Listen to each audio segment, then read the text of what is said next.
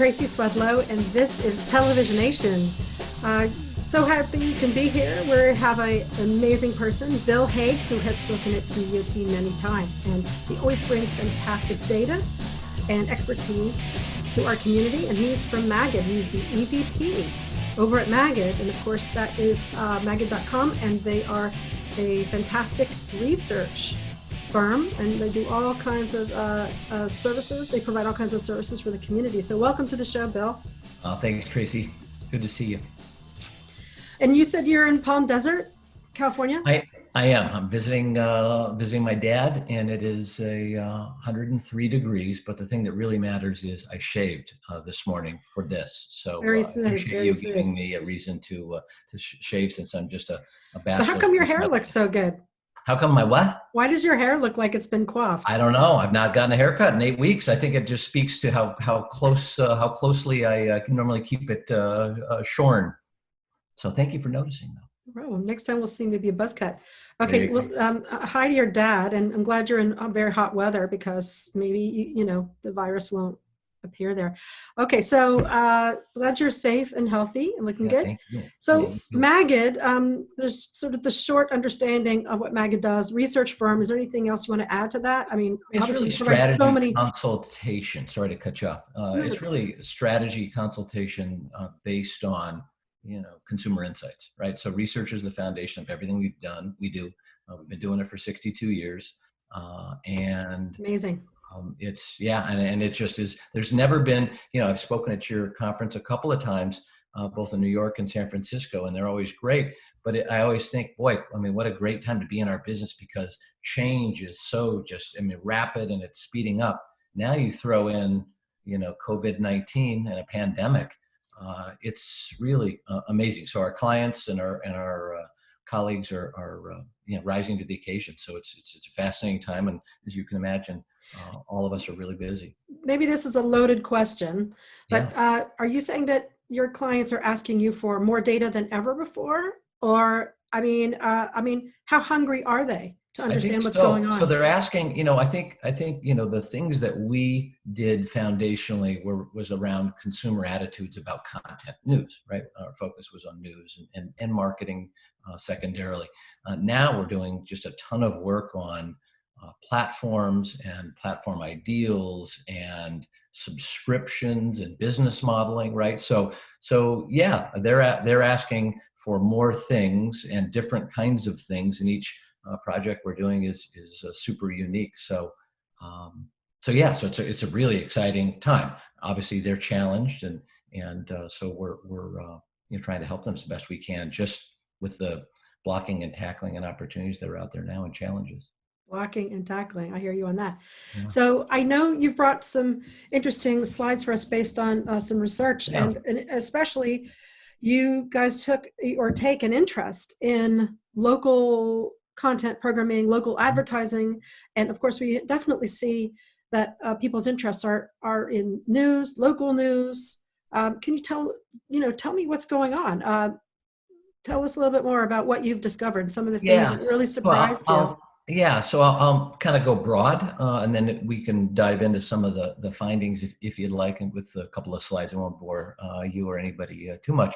The overall arching, I find it interesting, by the way. I'm completely interested. Yeah. Thank you. I've got 57 slides, Tracy.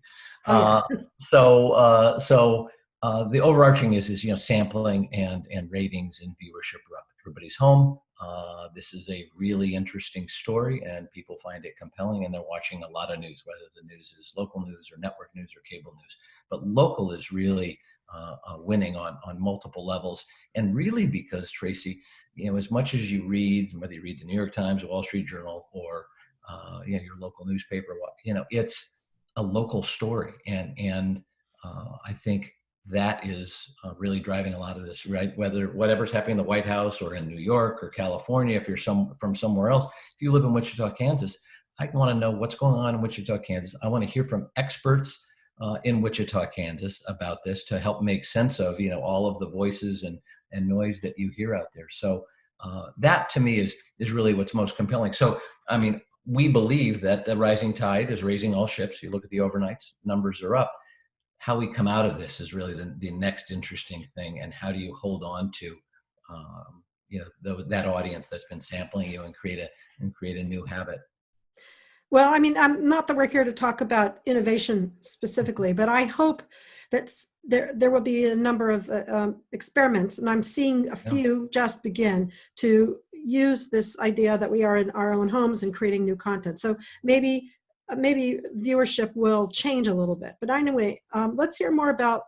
Can I make a point about innovation? Because you make Sure. a great point. So I was on the telephone, the video chat with a general manager in a top 10 market, and he says, I've got 150 plus employees.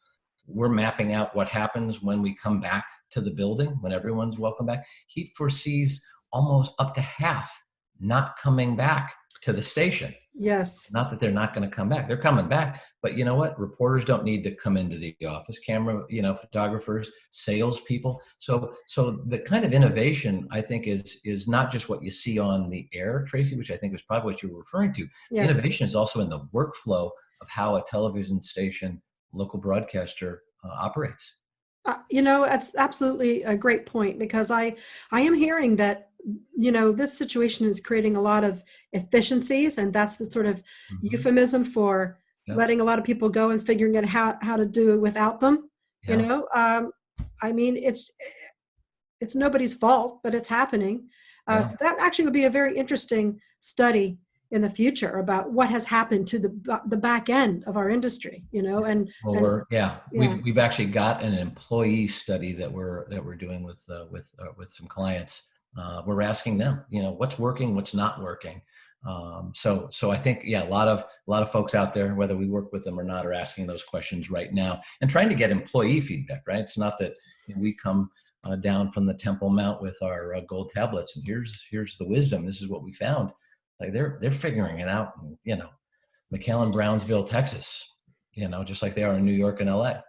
So what's happening? Tell me a little bit more about how these local stations are faring. What are you finding out? And are they your clients, or how are you doing that research? Yeah, so research is not of our clients. Research is on behalf of our clients, and we're doing national tracking studies. So we did a foundational big national study 7 weeks ago, and we did it over 4 days, and we saw such variance over those 4 days. Your hair looks terrific. Sorry, it's getting okay. It's like over those it's 4 days. I need to have my own coif session. Yeah. I need to do it over those. Okay, go ahead. So over those 4 days, we saw such variance. That's when we decided, we need to do this study every week going forward, because things are changing. And I'll pull up, and I will stop my video. I will share my screen. Sorry to give everyone a look of how the sausage is made. But as you see what I'm sharing here, right? Industry defining moment, news consumption, what are the emotions that are driving the concerns out there? What are the behaviors and emotions, and some really interesting questions. And I think everybody needs to be figuring out, this whole idea of what comes next. I want to take you to, and I'm sorry to do this to you, because I think this is really an interesting point. I had a general manager email me early this morning, and he said, Bill, our newsroom is hearing from viewers, from consumers, that were burning out the COVID story, right? It's just, you can't, and I think he even used the word lazy, that they were being accused of being lazy, not really kind of checking out and telling the stories that are happening beyond. Well, this is our Goldilocks slide, right? Is the porridge too hot, too cold, or is it just about right? That middle number, 75 to 80, and that's a range because we've been doing this now for a couple of weeks, feel the coverage is just right? Or not enough even. So the sense that there's too much is not really there. The black belt move for our clients is not to do more or to do less, is to increase variety. The repetition is I think what most people are probably are complaining about. So when they say there's too much, it's the same story over and over. But people are getting, consuming an awful lot of news, as you can see from these three bullet points that is super interesting. Then the other point that I was making to you earlier is it's become really an economic story, right? The top coverage elements, things that people want to hear about, some of them have to do with safety and the virus, but it's really become an economic story. So those stories about businesses, those stories about when the restrictions will be lifted, those stories about just how people are doing and how our local businesses and how local employees and companies are doing is I would vital. say that they're not doing enough. I don't think that people have an understanding of all of the businesses that are. Oops, we're back on. Yeah, How I was all just going to the bounce back and forth. Okay, how the Yeah. businesses are doing, what's happening with UPS. I know there are a lot of companies out there, working, but how are these companies managing their workforce? Like you said, how are the people managing streets or garbage or, all of these kinds of people that you might have interaction with, Yeah. putting out your trash cans. I mean, all of that kind of stuff would be of interest. I Are you think seeing super interesting. a growth in that? We are. So for news content, right, that the local economic stories, the local impact stories, again, I think the role of experts, we as a firm have never had a point of view that you need to have more experts on TV. Just tell the story. But today, I think the value of experts and officials is higher than ever. And I think our clients are making use of that. Pivoting just a bit. So if you Mhm. think about this as being an economic story, the same is true. You asked about local advertisers. The same is true for them, right? How do you mean? What do you mean? Well, so it's two different filters. So one from the consumer standpoint, they are looking at local ads as a bit of a barometer of the economy, right? They look at local ads as information. We've seen that for years in our advertising performance practice. And now, if your next door neighbor is a plumber or a roofer or a HVAC guy or girl, and his or her truck is in the driveway, to know that there's an ad on TV and she or he are going to be rolling in that truck tomorrow because they've got clients to go see and customers to go see is a really interesting story. And that's then how the marketing of these companies also reflect this I was content. speaking to someone who represents the ABC local-owned stations. Mhm. There are like 8 of them, and Mhm. they are definitely investing in content with a local uh, focus, and they call it local-ish. Yeah, that's their OTT. Yeah, Yeah, so I thought that was very interesting. I'd be curious if other local broadcasters are doing the same. I mean, that seems like the right type of content that people need right now.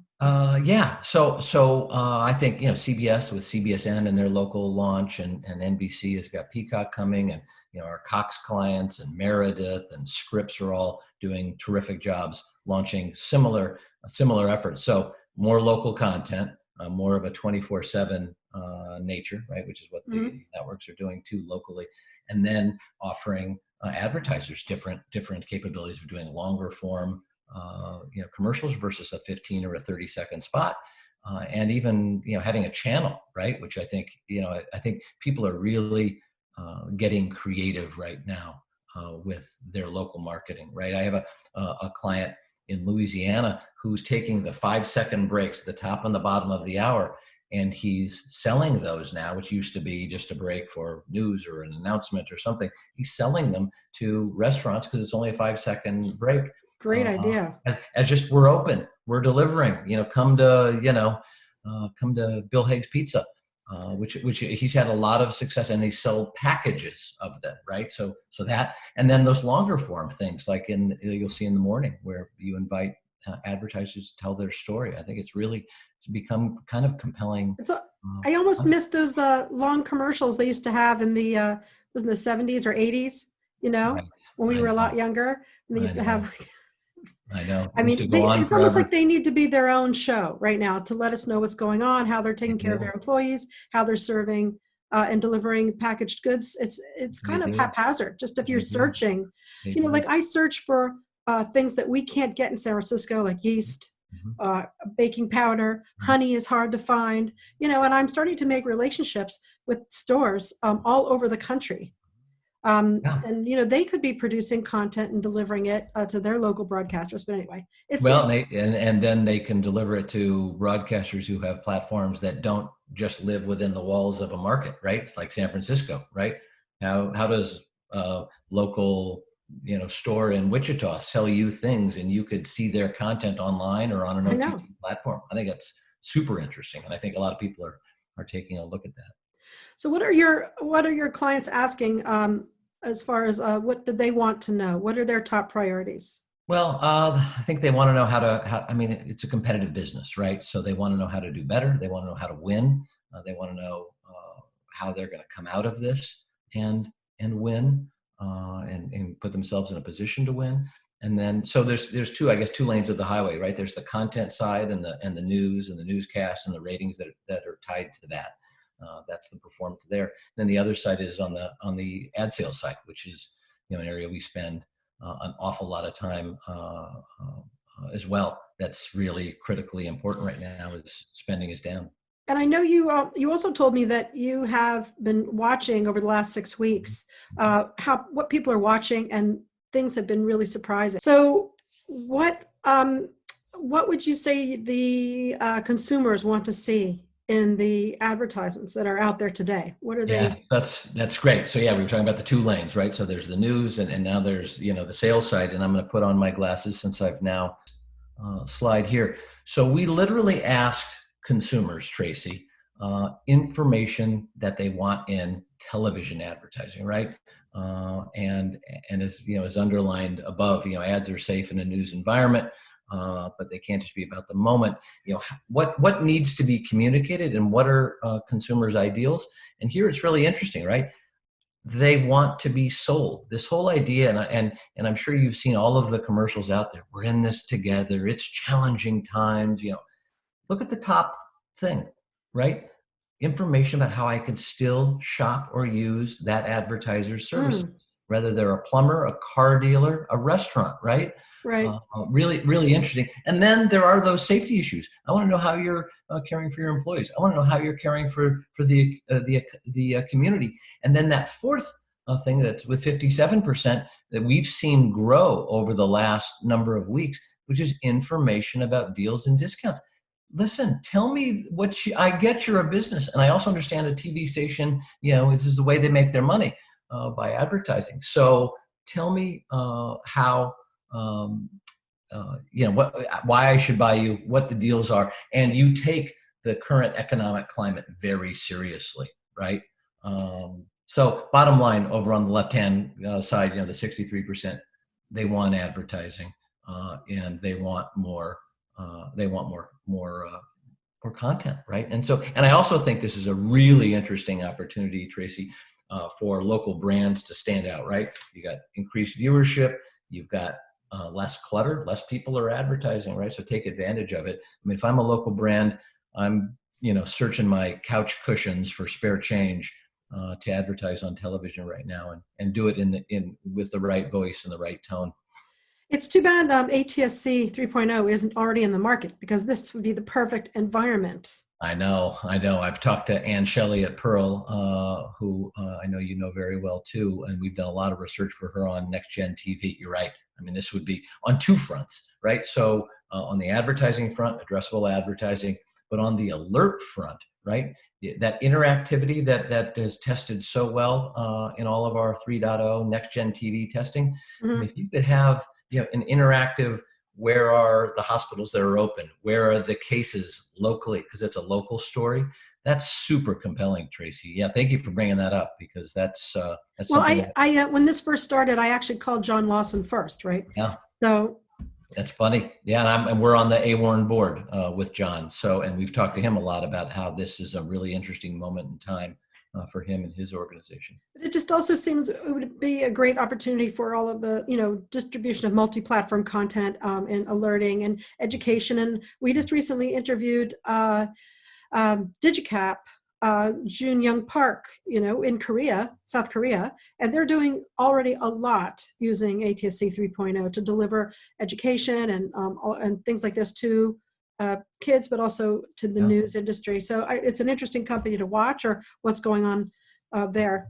But I don't want to digress too far away from what you guys No, it's are good. No, doing. that's, yeah. Yeah. It's No, all I think part of making this access to this type of content better. exactly. And so what would you say that you've discovered anything surprising as a result of the research that you've done? Is anything? I mean, I will say the receptivity to advertising was surprising. We have a new the latest tracker that's coming out this week for our clients shows that only 25% of folks don't see themselves going out and taking advantage of local businesses, right? So that means 75% do. So I think over time you'll see that. So that's an interesting finding.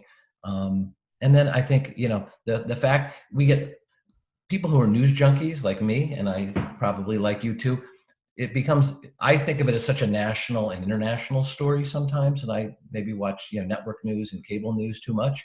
This whole idea of how it's just really local, and that's what consumers are most passionate and interested in, that has been a surprise. I know I've said that before, but that's why I said it before, because it is that's really Because it's true. It's true. It's true, and you need to remind people, right? We need to be reminded. What do you think about how the news industry, your clients, how they have handled the challenges, to broadcast the news from their homes? And we've been looking to other companies that are sourcing content out of people's homes, bringing all that content in, putting it out through a high quality, broadcast system. It's very complex about how the actual news is just being produced. Yeah. Let alone how all these advertisers really cool. are. What? I think it's really cool, right? I mean, that's a very professional word. But no, I think the fact that everyone's had to innovate, they've been forced to. We've actually asked consumers in a tracking study about how they feel about people reporting from their news, right? We've also what did they say? They love it. They love it. It's authentic, right? And we've used that word for a number of years now, right? And there was a lack of authenticity, right? So that Ron Burgundy kind of, look. No hairspray. Yeah, no. I mean, just and you've got the little child coming in or the dog barking. I mean, it's real. It's the way all of us live, and I think consumers get it. It reminds me back in the day when cell phones and cell phone cameras. People say, well, no, it's not HD quality, and we shouldn't use it. You know what? It's authentic. If you can get great video of a news story of something that's happening in the world, in your world locally, I don't care what the quality of your video is. So the same is true there. So I think stations and groups have reacted tremendously quickly, and again, I want to make sure I balance on the content side. On the sales side, we've seen a lot of sales teams take advantage of the time and training, right? So they're spending time on how to do their job better and learn digital and learn other platforms. So I think everyone's taking advantage of these challenging times to get better. Well, it sounds like a great place to stop, because that's what we're all trying to do, trying to make Televisionation something that's of use, it's authentic, that is, we're trying to innovate here. Did I already say that? And we really appreciate your visiting with us. Thank you, Tracy. Thank you. Keep up the great work. I got to tell you, I'm addicted to your videos.